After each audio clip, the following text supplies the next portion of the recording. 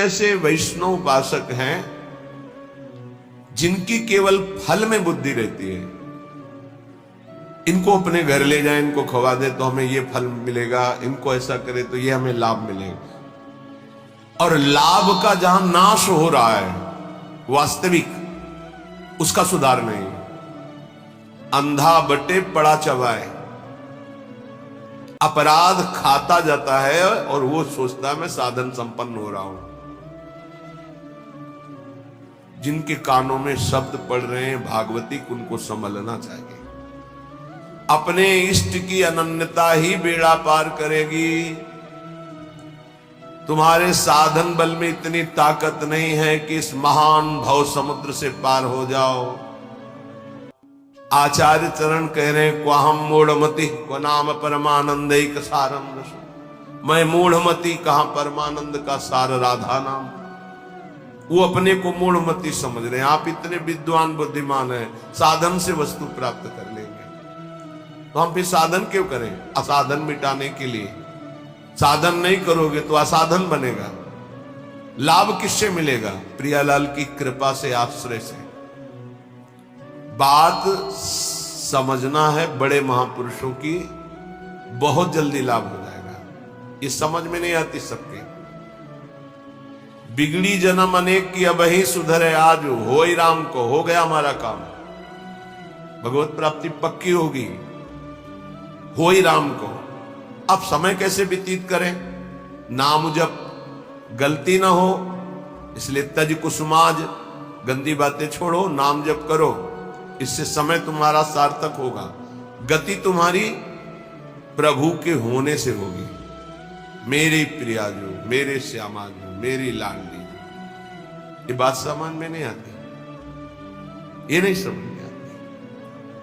दान पुण्य समझ में आएगा, तीर्थ स्नान, परिक्रमा, साधु सेवा, ये समझ में आएगा, क्योंकि इससे मुझे लाभ मिल रहा है। क्या?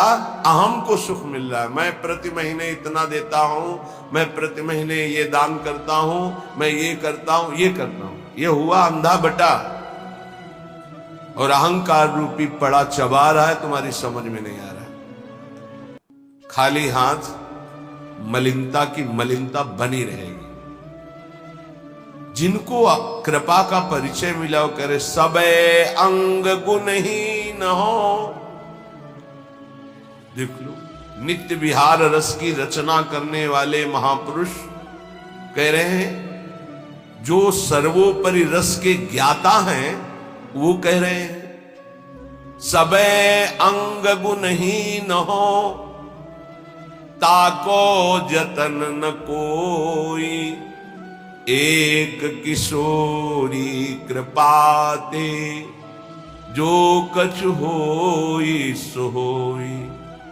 समस्त साधनों से हीन हूं, कोई दैवी संपदा का कोई गुणाभिमान नहीं।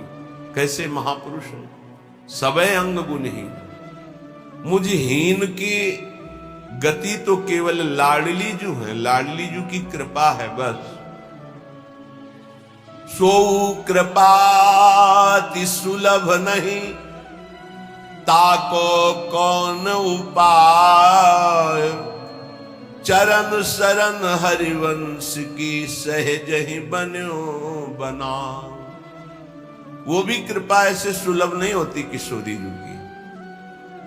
बोले हमारा तो सब सहज बनाव बन गया, हित सजनी स्वरूपा हरिवंश महाप्रभु की शरण मिल गई, तो श्री हरिवंश कृपा हुई तो लाडली जी की कृपा बरसने लगी। किसके ऊपर? जो सबे अंग गुणहीन हो, किंचन मात्र अहंकार में। प्राय हम देख रहे हैं कि अहंकार की धरा में जिससे अहंकार पुष्ट हो, वो कार्य करने में सुख मिल रहा है अंतःकरण को। ध्यान से देखिएगा तो आपको परिचय मिल जाएगा। मैं ये कर रहा हूं, मैं ये करूंगा, मैंने इतना जपा, मैं इतना जपूंगा, ये अहम अंदर जो है वो सुखानुभूति दे रहा है, वो साधना की। और महान प्रेम रस प्राप्ति के लिए साधन सुख का नहीं, आश्रय सुख का रसास्वादन होता है। साधन तो आश्रित से ऐसा होता है कि अहंकारी से हो ही नहीं सकता है। 5 मिनट में जो आश्रित का भजन होगा वो 5 घंटे अहंकारी करे तो भी नहीं पहुंच सकता। आर्त भाव से द्रवित हृदय से 5 मिनट तन्मय होकर जो उसका भजन हुआ, उसकी बराबरी अहंकारी 5 घंटे क्या 5 दिन करे तो बराबरी नहीं कर सकता। आश्रय समझ पा रहे हो भगवत कृपा से तो समझ लीजिए, हृदय से आश्रय। समय व्यतीत करने के लिए नाम जप। हम आश्रित हैं, इसके लिए पवित्र रहना अनिवार्य है। तो कोई हमसे गंदी बात, गंदी क्रिया, गंदी सोच, गंदे लोगों का संग न बन जाए, ये सावधानी। तब जाके उपासक के हृदय में भगवदानंद स्फुरित होता है। ये सब बहिर्मुख अपनी केवल अहंकार की वृत्ति को पुष्ट करके साधना का अहम रख करके परम पद प्राप्त करना कदापि नहीं। अंतर्मुख होकर देखो, कृपा के बिना एक क्षण भी तुम नाम जप नहीं कर सकते। कृपा आपके ऊपर है, उस कृपा की बलिहारी नहीं जा रहे और अहम को पुष्ट कर रहे हो। बहुत सावधानी, अंदर का विषय, अगर इसे सुधारोगे नहीं तो बहुत लंबा समय चला जाएगा, बहुत लंबा समय। बाहरी वेश परिवर्तन से, बाहरी स्थान परिवर्तन से कोई फर्क नहीं पड़ता मन में, अहंकार में, दोषों में। जब तक हमारा चिंतन परिवर्तित नहीं होगा तब तक बात नहीं बनेगी। अहम युक्त चिंतन मूढ़ता को धारण करता है। मूढ़ पुरुष कभी परम पद का अधिकारी नहीं होता। दैन्य भाव प्रियाजू को अत्यंत प्रिय है और ये अहम नष्ट होकर दैन्य आना केवल गुरु कृपा से होता है। एक है, उनको बस शरणागति के बाद एक ही उपदेश कि तुम जितना दान पुण्य करते हो सब बंद कर दो, यमुना जी में फेंक दो, या ऐसी जगह दे दो कोई तुम्हारी तरफ देखे ना, कोई तुम्हें बाद में धन्यवाद न दे ऐसा, और नमक रोटी खाओ, भजन करो, श्री जी मिल जाएंगे। पर वो सम्मान प्रिय जीवन तो हमको ये बर्दाश्त नहीं। और सार्वभौम सत्संग हो रहा किसी व्यक्ति के लिए नहीं,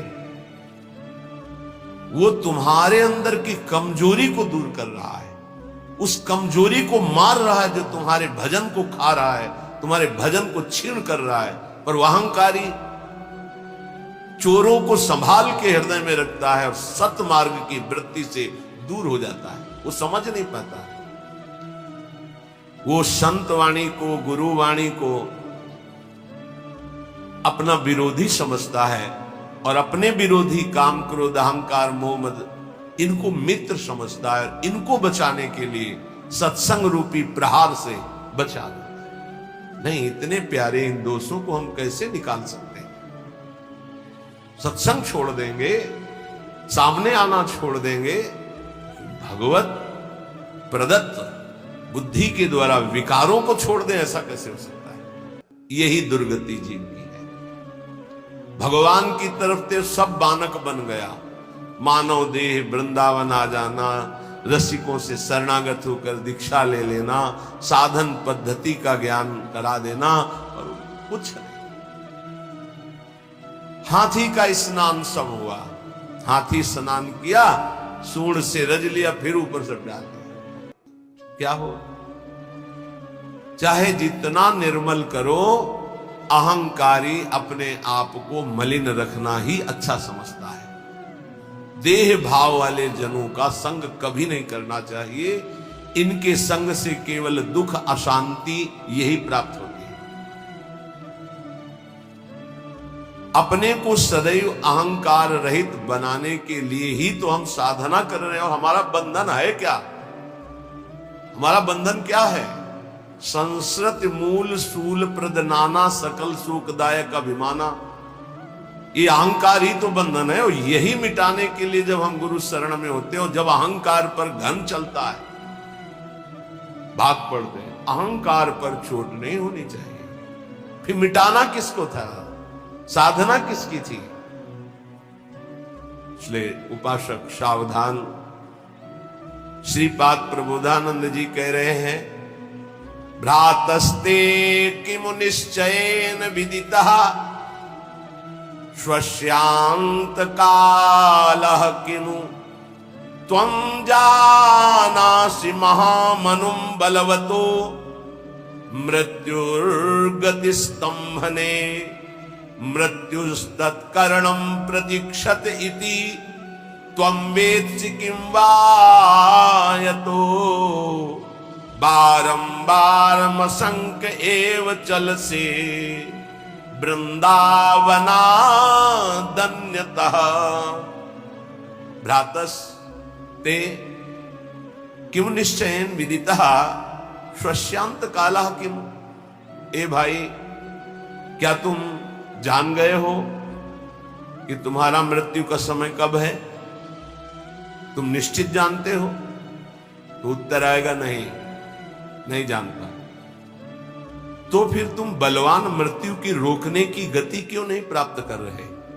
जहां तुम्हें मृत्यु छू न सके ऐसी स्थिति में क्यों नहीं पहुंचना चाहते हो? क्यों बार बार जन्मना मरना पसंद करते हो? अर्थात इस भयावह दुखालय संसार से तुम मुक्त होने का उपाय क्यों नहीं कर लेते हो? तुम्हें पता है एक दिन मृत्यु आएगी, उस दिन का मुझे पता नहीं। हे भाई, तू बलवान मृत्यु को रोकने का उपाय क्यों नहीं कर रहा? क्या उपाय? रोकने का क्या उपाय? हमारी जो शरीर से तन्मयता है, तन्मयता हट जाए और प्रभु में तन्मयता हो जाए, तो जैसे सांप ने आक्रमण किया, कपड़ा उतार के फेंक दिया, वो उसी को काट रहा है, मेरे ऊपर कोई फर्क नहीं पड़ा। ऐसे ही हमारा कपड़ा है स्थूल देह, केवल स्थूल देह पर प्रहार होता है मृत्यु का। सूक्ष्म देह कारण और जीवात्मा ये पुनः नए शरीर को धारण करते हैं, स्थूल छूटता रहता है। श्रीपाद कह रहे हैं, जब तुम्हें अपनी मृत्यु का पता नहीं और मरोगे, तो तुम उपाय क्यों ऐसा नहीं कर लेते जिससे मृत्यु तुम्हें स्पर्श न कर पावे? जब तुम्हारी मृत्यु होगी तो तुम्हारा कुछ नहीं होगा इस मृत्यु लोक का। तो अपनी श्वासें ऐसी जगह क्यों नष्ट कर रहे हो जहां कुछ तुम्हें नहीं मिलेगा? कई बार प्रार्थना की है, मानो आपको एक ऐसे देश भेजा जाए जहां बहुत सब सुविधाएं मिल जाएंगी, खूब भोग भोगो, रुपया पैसा मकान सब, लेकिन वीजा है आपका, उसके तिथि तारीख पूर्ण होने पर आपको तुरंत वापस बुलाया जाएगा। जब वहां से वापस बुलाया जाएगा तो कुछ नहीं, कपड़ा भी उतरा लिया जाएगा। बोलो, ऐसे देश में रहना पसंद करोगे जाना? विचार करके देखो, कपड़ा भी उतरा लिया जाएगा, फिर देश से बाहर निकलो। चाहे जितना पुत्र पुत्री परिवार, रुपया पैसा, गाड़ी घोड़ा मकान सब एकत्रित कर लिया, लेकिन जब उस देश का वीजा खत्म होगा तो कपड़ा भी उतरा लिया जाएगा और आपको भगा दिया जाएगा। बोलो, ऐसे देश में रहना पसंद करोगे, राजी रहोगे? सब कोई कहेगा नहीं। तो ऐसे ही देश में तो रह रहे हो, इसी देश में रह रहे हो, इसका नाम मृत्यु लोक है। हर सुविधा, हर विधान, हर आपका किया हुआ संकल्प कार्य सब का सब आपका यही रह जाएगा। ये कपड़ा भी उतरा लिया जाएगा, स्थूल शरीर भी यही भस्म कर दिया जाता है, इसको भी नहीं ले जा सकते, छोड़, इसको भी छोड़ करके सूक्ष्म शरीर, कारण शरीर और जीवात्मा, ये पुनः आगे पुनरपि जननम पुनरपि मरणम पुनरपि जननी जठरे शयनम। आप विचार करो कि आप बुद्धिमान हो। यदि परम कृपालु प्रभु का आश्रय लेकर नाम जप नहीं कर रहे और विषय भोगों में, नाना प्रकार की धन संपत्ति में, नाना प्रकार के व्यवहार बढ़ाने में अपना समय नष्ट कर रहे हो, तो तुमको ये ध्यान रखना चाहिए कि तुम इस देश में हो, मृत्युलोक में हो, जहां से भगाया जाएगा वीजा खत्म होने पर, श्वास पूरी होने पर। तो आपका शरीर भी आपके साथ नहीं होगा, कपड़ा तक उतरा लिया जाएगा। ये शरीर हमारा कपड़ा है, वशांश जीर्णानि यथा विहाय, इसे कपड़ा ही कहा है भगवान ने। क्या बुद्धिमान हो तुम, इतना दिव्य मानव देह मिलने के बाद कमा के क्या जा रहे हो? पाप और पुण्य की पोटरी लेकर फिर वही दुर्गति। इसलिए भाई मृत्यु तुम्हारा इंतजार नहीं कर रही। भाई बेटी का ब्याह रह गया, पूरा कर ले तो हम थोड़ा भी, या थोड़ा अमुक कार्य रह गया, नहीं, तत्काल प्रहार करेगी, बस समय आने दो। चाहे वो पुण्यात्मा हो, चाहे महात्मा हो, चाहे दुरात्मा हो, सबके ऊपर उसका प्रहार होता है। पर महात्मा अपनी स्थिति इतनी ऊंची उठा लेता है कि मृत्यु जनित उसको दुख नहीं होता। जैसे मत वाले हाथी के गले से फूलों की माला कब टूट के गिर गई पता नहीं चलता, ऐसे भगवत प्राप्त महात्मा का शरीर कब छूट गया उसको कोई पता, क्योंकि हर समय जिसमें रमण कर रहा था वो उसी में रमण करता है। शरीर एक स्वप्न की तरह छूट गया। इसलिए मेरी प्रार्थना मान ले भ्रातस, ए भाई, बारंबार अमशंके चल से वृंदावनादन्यतः। वृंदावन, प्रिया प्रीतम, प्रेमी जन, भगवान नाम, इनको तू छोड़कर बार बार अन्य चिंतन करता है, अन्य क्रियाएं करता है, अन्य बातों में मन लगा रहा है। तुझे डर नहीं लग रहा कि तेरी मृत्यु होने वाली है? बहुत भयावह संसार है, बहुत भयावह। क्योंकि आपको भुलावे में डाल दिया गया इसलिए आपको ऐसा नहीं लग रहा। यहां प्रति मिनट प्रति सेकंड ऐसे सावधान है जैसे युद्ध क्षेत्र में चारों तरफ से बाण चल रहे हो और वो महारथी अतिरथी वीर अपने को बचाते हुए निकल रहा हो, ऐसे चला जा रहा है। एक एक सेकंड सावधान, नेत्र खुले हर समय, मंत्राकार वृत्ति, कभी भी शरीर छूट सकता है। क्यों? क्योंकि पता है ऐसी स्थिति है। आपको एकदम भुलावे में डाल दिया गया है। आपके पास वो पार्षद नहीं है जो आपको सावधान करे। बड़ी कृपा है जिनको भगवान ने ऐसी बुद्धि दे दी, ऐसी विवेक दे दिया, यहां से चलना है, रहना नहीं, देश बिराना है। सबसे सबकी सेवा करो, सबको प्यार करो। वो प्यार, वो सेवा एकमात्र भगवान के प्रेम के लिए, भगवान की प्राप्ति के लिए। खूब धन कमाओ, धर्म पूर्वक दूसरों को सुख पहुंचाओ और उस सुख को भगवान के चरणों में समर्पित करो, तो सुख सिंधु भगवान तुम पर प्रसन्न हो जाएंगे। मृत्यु पर तुम विजय प्राप्त कर लोगे। ए भाई, बार बार धाम छोड़कर, नाम छोड़कर, प्रिया प्रीतम को छोड़कर संसार का चिंतन करते हो, पता है किसी भी श्वास में तुम्हारे ऊपर मृत्यु का प्रहार हो जाएगा। इसलिए कृष्णानंद रसाम्बुधे परतरम सारम विचित्रोज्ज्वला कारम पारगतैरपि श्रुति शिरो वृंदस्य नेक्षम मनाक् श्री वृंदा विपिनम सुदुर्लभतरम प्रत्यासमासाद्य भो क्षुद्रासा कुपी साचिका वशगतो वम भ्रम्यसे किम बहि।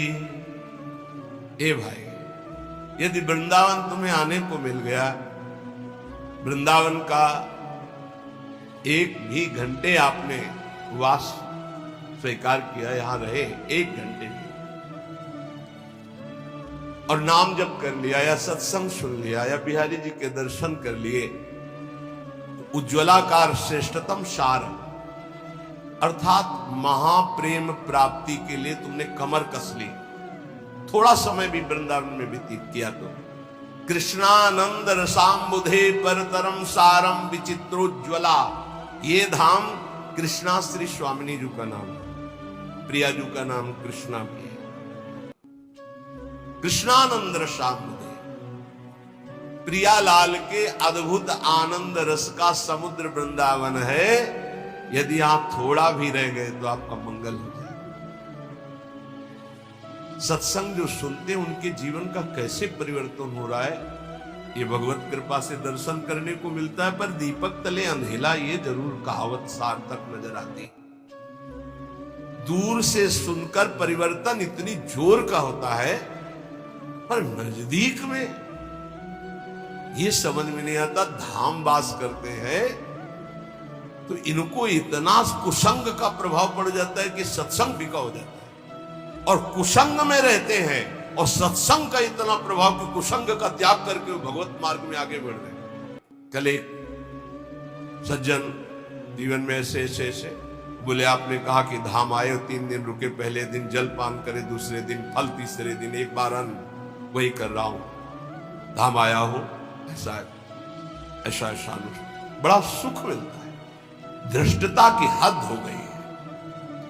जीव जानबूझ जैसे मल का कीड़ा, विष्ठा का कीड़ा, उसे अमृत कुंड में डालना चाहो तो वो अपने को बुरा मानता है और वो सोच रहा है ये हमारा अहित कर रहा है, मुझे विष्ठा क्यों नहीं मिल रहा।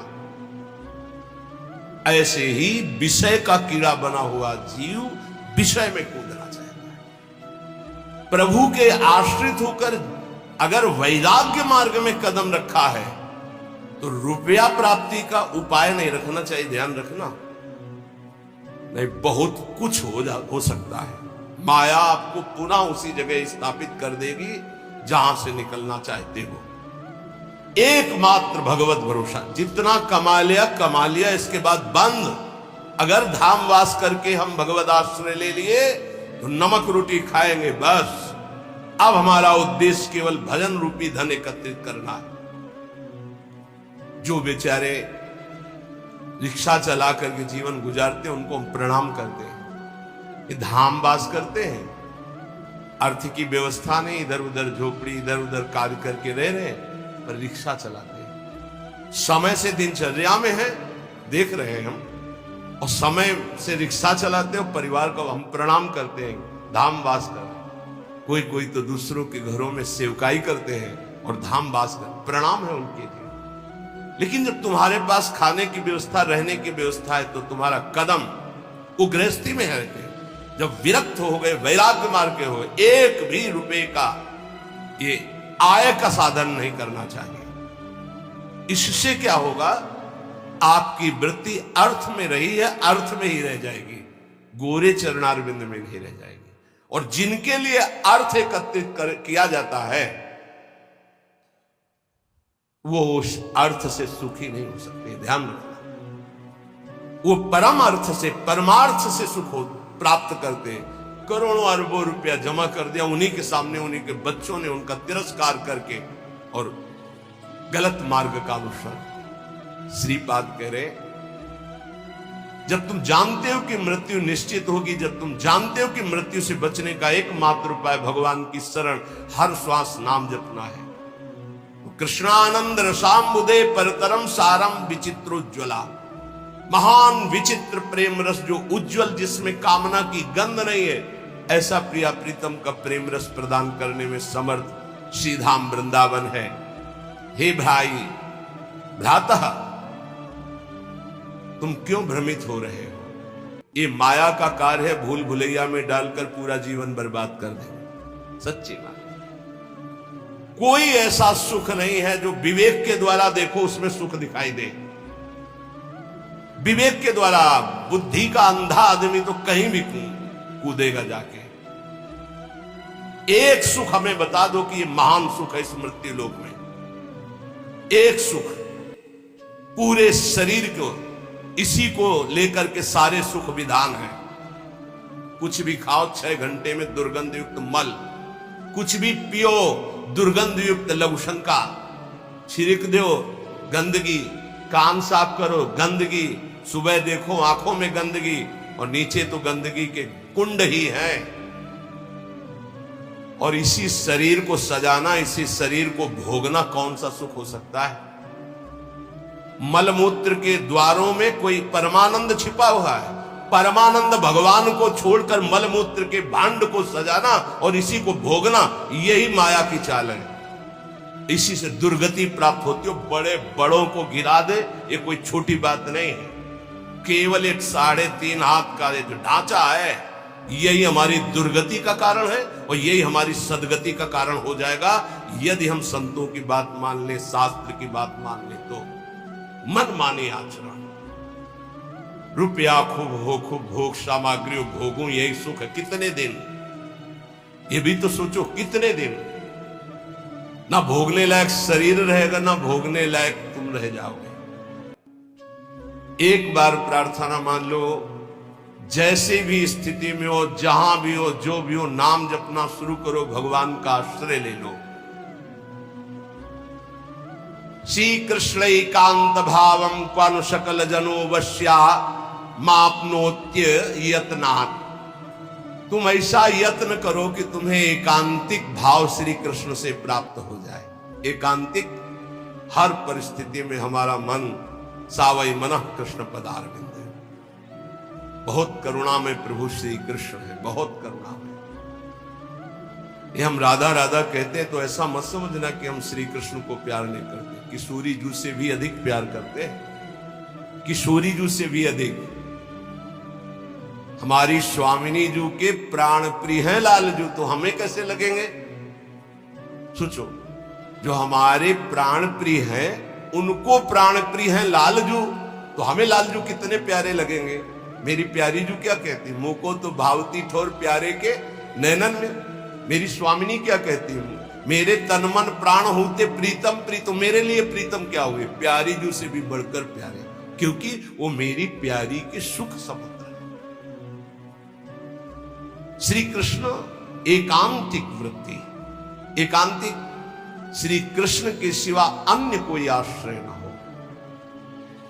ये बहुत खास बात हम बार बार इसलिए आ जाती है, इसी से परम पद मिलता है, इसी से कल्याण होता है, इसी से बचाव होता है, इसी से सदगति होती है, और ये पकड़ नहीं पा रहे हैं। बार बार ये प्रश्न आता है कि जब आप आश्रय पे बोलते हो तो हमारा मन भजन से हटने लगता है।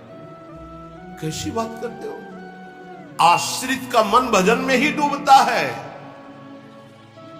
भगवद आश्रय रहित भजन कोई कर सकता है? कैसे आप ज्ञान की बात करते हो? यही तो समझ में नहीं आ रहा अहंकार को। भगवद आश्रित से जो भजन होता है, रोम रोम से भजन होने लगता है।